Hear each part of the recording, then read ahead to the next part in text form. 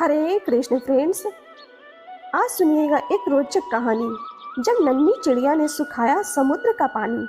दोस्तों, ये कहानी श्रीमद् भागवत गीता से एक छोटी सी चिड़िया के दृढ़ निश्चय की कहानी है कि कैसे वह अपने अंडे को पाने के लिए विशाल समुद्र को सुखा देती है। बहुत समय पहले की बात है। एक छोटी सी गौरैया समुद्र के किनारे एक गड्ढे में घोंसला बनाकर रहती थी। वहाँ उस गौरैया ने 2 अंडे दिए।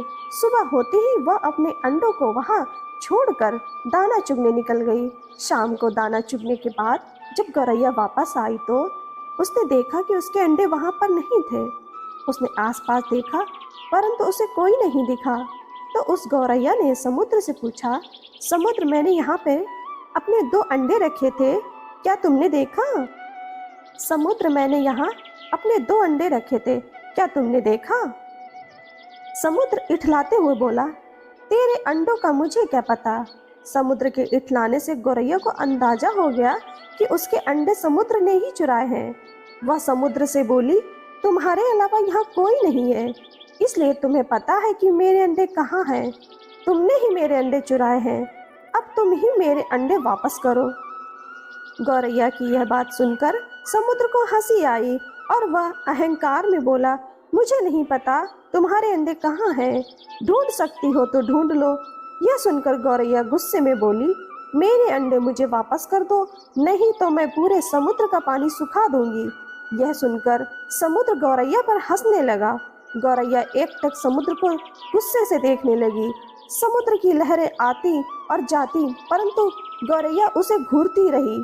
गौरैया बोली, समुद्र, तुम ऐसे नहीं मानोगे, अब मैं तुम्हारा पानी सुखाकर ही रहूंगी। ऐसा कहकर गौरैया अपनी नन्ही चोंच में समुद्र से पानी लेती और किनारे पर डालती जाती। ऐसा करते करते उसे सुबह से शाम हो गई।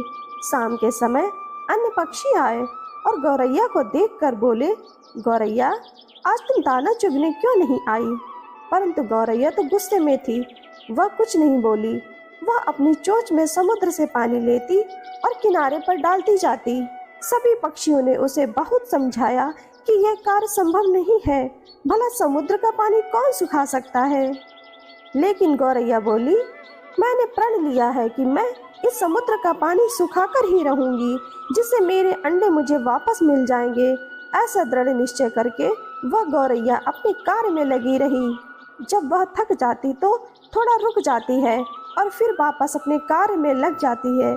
यह सिलसिला 3 से 4 दिन तक चलता रहा और धीरे धीरे गौरैया का स्वास्थ्य गिरता रहा। यह देखकर सभी प्राणी, पशु पक्षी हैरान थे। सभी को उसकी चिंता होने लगी। तब सभी पक्षी मिलकर पक्षियों के राजा गरुड़ देव के पास पहुँचे और उनसे बोले, महाराज, ये नन्ही सी गौरैया अपनी जिद पर अड़ी है और यह विशाल समुद्र का पानी सुखाने का प्रयास कर रही है।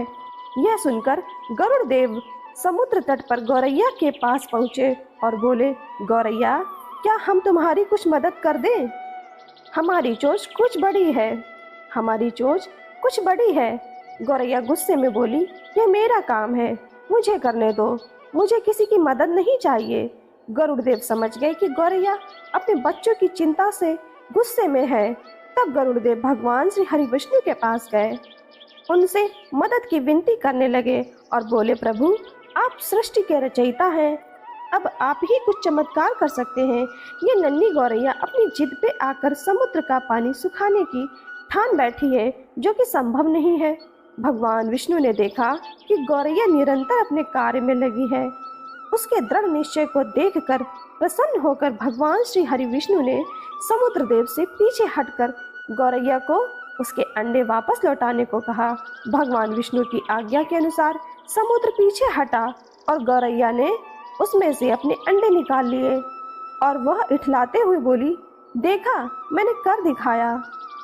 दोस्तों, इस कहानी से हमें यह शिक्षा मिलती है कि कोई भी कार्य छोटा या बड़ा नहीं होता। अगर हमें खुद पर भरोसा हो और हम दृढ़ निश्चय कर ले तो असंभव काम भी ईश्वर की मदद से पूर्ण हो जाते हैं, सारे काम संभव हो जाते हैं। आपको ये कहानी कैसी लगी?